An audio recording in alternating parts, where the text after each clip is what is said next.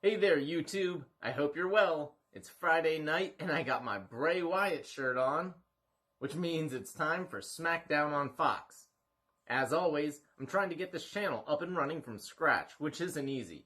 But if you've managed to find me and you want to be a hipster about liking wrestling Optimus before it was cool, then like, share, and subscribe to help me grow so I can eventually sell out and leave you disappointed. All kidding aside, spreading the word about this channel would really help me out. You can also talk to me over on Twitter at PSUOptimus, or check out my fledgling Instagram at WrestlingOptimus. Now, for a review and some fantasy booking, let's take it over to the action figures. SmackDown starts with a recap of the destruction caused by Retribution over the past few weeks. Commentary says there's extra security to prevent further issues. The 8-armed Big E graphic kind of creeps me out, and does anyone else find it weird that he still screams the New Day intro about being an 8-time tag team champ, rather than something about just himself? We cut to a pre-recorded promo, where E reminds his detractors that he's been an NXT champ and an Intercontinental champ, so he's familiar with being a singles competitor. I like these quick promos before the match. It's very old school, and having the wrestlers explain their motives is way better than letting commentary do it.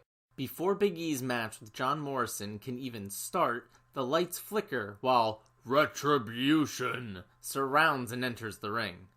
There appears to be more than the 5 or 6 people that we saw in last week's attack. Roughly 10 or so people overwhelm Big E and John Morrison while taking over the commentary desk. Eventually, they disappear as The Miz comes out to save his tag partner. For background, Big E recently sent out a tweet comparing Retribution to stinking garbage and demanding they be removed from his brand.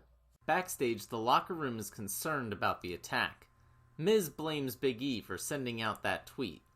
In walks Corbin, who says SmackDown is under attack and needs leadership, and he's just the man for the job. Meanwhile, others, implying Big E, aren't so fit and crumble under pressure.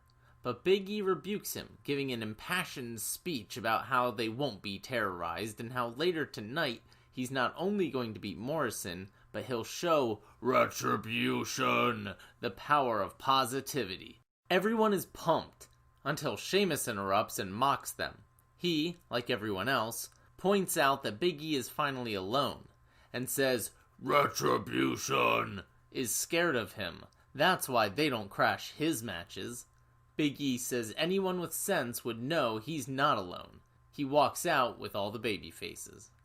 2 weeks ago, I actually fantasy booked Big E's next singles opponent as Sheamus, and it looks like that's where we're headed. I love it when I'm right. Bayley and Sasha are in the ring, and they're still mad about being forced to defend their tag team titles at Payback, and Sasha being forced to defend her Raw Championship at SummerSlam. But tonight is all about deciding Bayley's SummerSlam opponent. Since they've already proven they're better commentators than Corey and Cole, tonight they're going to try out ring announcing. They introduce the first few women of the Triple Brand Battle Royale, insulting each one of them. The Iconics, Tegan Nox, Shotzi Blackheart, and Lacey Evans. But they're confused by the name on one of the cards. Suddenly, Asuka comes out and beats them down. This is a great inclusion since Asuka is already gunning for Sasha's belt. Going after them both just makes the Empress look more badass. The rest of the competitors come running out without introductions. And now it's time for the Triple Brand Battle Royale.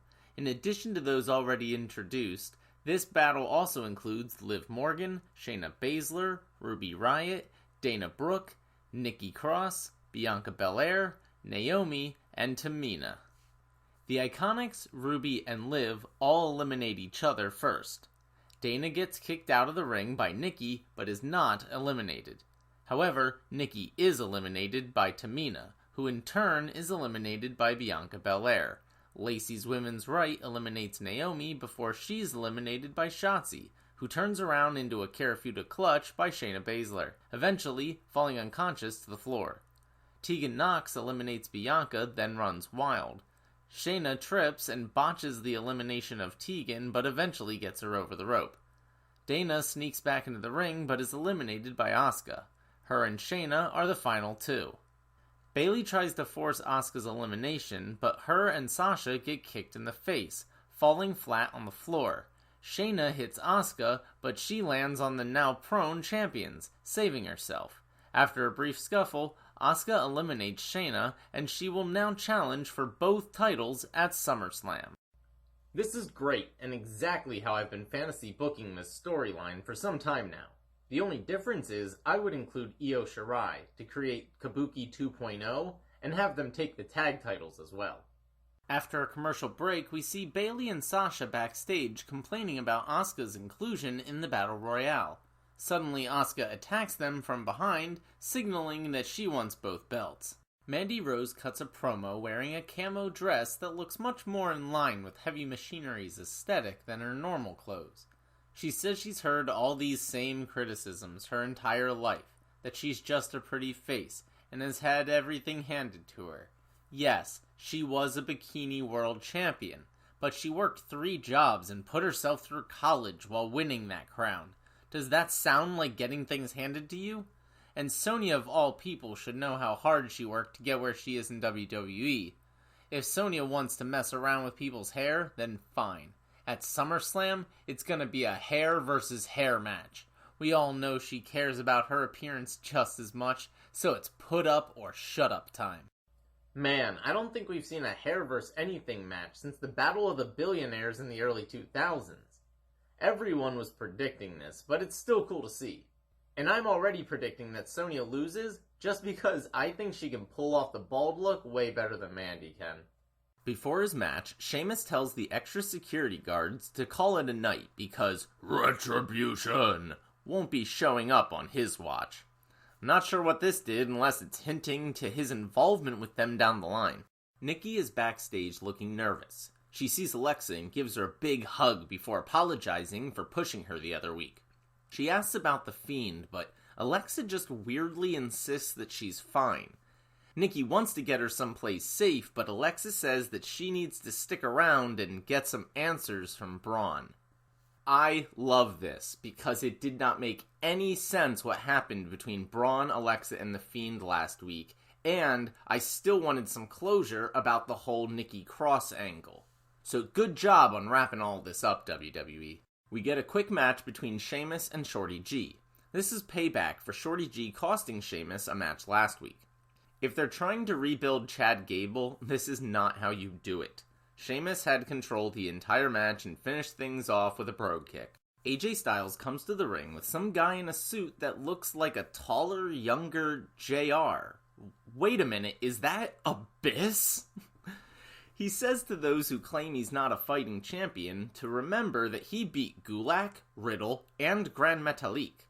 Now as AJ has been relaxing, trying to figure out his next opponent, he realized that he's a bit of a statistics nerd when it comes to sports, so he's hired a team of one guy to create a system accidentally nicknamed PISS that will determine his next challenger based on merit. But when he reveals the results, it's just a blank list because no one is actually deserving of being in the ring with the phenomenal one. Jeff Hardy comes out. He respects AJ, but he was robbed in the Intercontinental Championship tournament. It should have been him in the finals instead of AJ. Okay, Dolph. The IC title was the first singles gold Jeff ever won. It's special to him, so he's challenging AJ for the new version of that belt. AJ says, statistics aside, he respects Jeff too, and his career. He says people want to see them in a WWE ring, because they've already been in an Impact ring, and that Jeff was part of the best tag team in WWE history.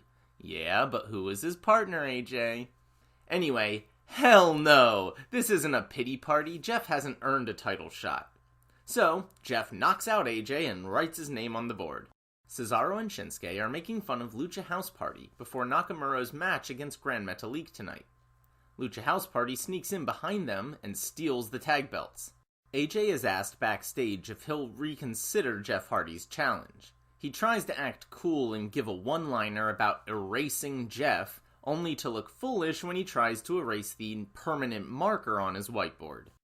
Commentary says that next week's SmackDown will take place from a new location and that Fan interactivity will be taken to a whole new level, whatever that means. In singles action, we see Shinsuke Nakamura take on Gran Metalik. The Lucha House Party still has the tag belts as they come to the ring. It's a quick match, but just as Shinsuke is about to hit the Kinshasa, Kalisto makes his return. He and Lindsay use the plexiglass to do some cool double-team maneuvers on Cesaro. It distracts Shinsuke, giving Metalik the opportunity to hit an elbow and get the pin. As Lucha House Party celebrates, Cesaro quietly takes the belts back and slinks off with his partner. So what was the point of Lucha House Party stealing those belts beforehand? You know, I don't like Cesaro. That's why he's on the list of Optimus. But until Sami Zayn gets back, I like him as Shinsuke's temporary mouthpiece because he is a decent talker. Kayla Braxton interviews Matt Riddle about the King's Ransom. He says no one likes having a bounty on their head, and it's harshing his relaxed vibe. Besides, he's tried everything to get his hands on Corbin, but nothing has worked. In walks Shorty G, who explains that he has a family and thought the King's Ransom would help. Still, it doesn't justify what he did, so he apologizes. Of course, it's no worries to the Stallion. But just as they're making up, Corbin attacks from behind, leaving Riddle laid out. He smiles at Shorty G and thanks him for the help. However, Gable's reaction implies he wasn't in on the plan this time. We get a sit-down interview with Alexa Bliss. She talks over a montage of her friendship with Braun Strowman over the past year or so. She says she got to know the man behind the monster, and he's a good man.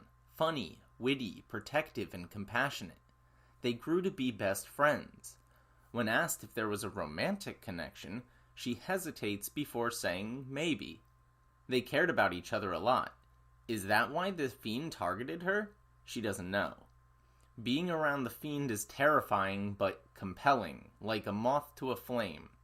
When asked about Braun saying he doesn't give a damn about her, she can't bring herself to respond. Sonya Deville responds to Mandy's challenge. She thinks Mandy will look great bald. She asks if maybe the reason Mandy has heard those same criticisms her whole life is because they're true. Then she accepts the challenge for SummerSlam. It's Big E vs. John Morrison Part 2. Let's try this again, but with Miz on commentary. Miz distracts Big E, giving Morrison the early advantage.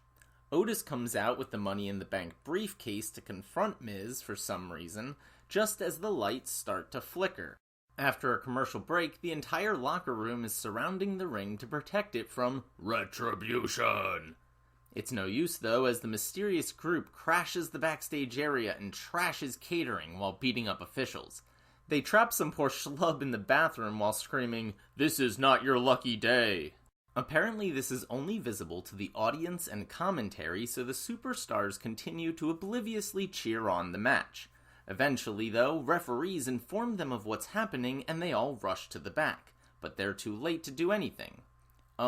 Why can't the NXT superstars do something about either the match or the backstage area? They're the ones who got beat up by retribution last week and have a vested interest in stopping them.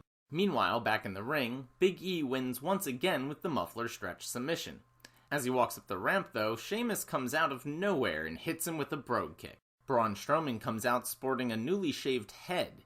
He warned the Fiend that he had become the most evil son of a bitch this earth had ever laid eyes on. Now he demands that the Fiend come out and face his fears so he can rip him limb from limb. But Alexa's music hits instead. She wants to have a conversation about what Braun said, specifically that he doesn't give a damn about her. That can't be true. They've been friends for years.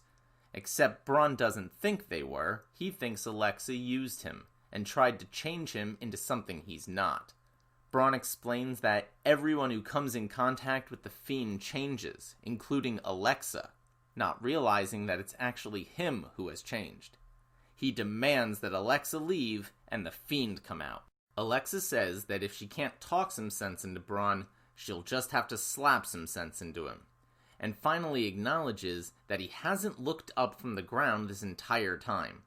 She smacks him hard once in the face, and follows it up with 7 more while screaming, "This isn't you!" Braun picks her up in the gorilla press position and goes to throw her out of the ring when the lights start to cut out.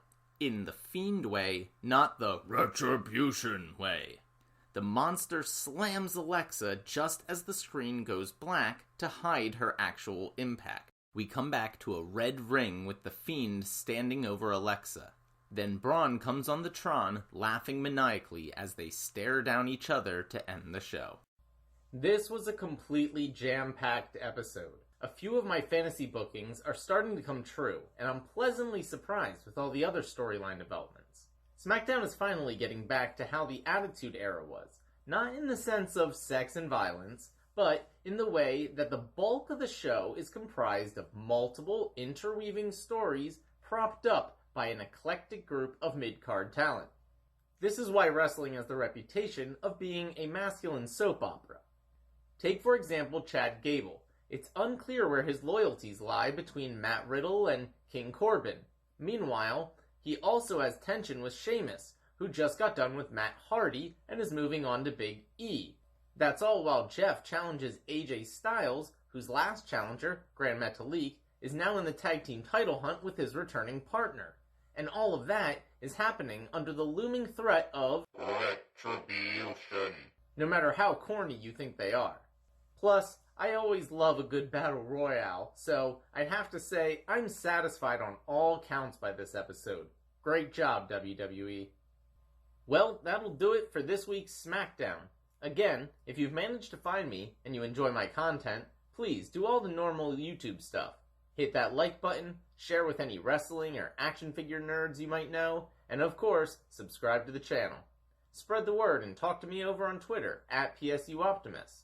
I'm going on a trip this Monday, so I'm skipping my action figure review of Raw this week. However, I'm still hoping to do my Dark reactions Tuesday night, so check back in for that. But until then, I'll catch you later.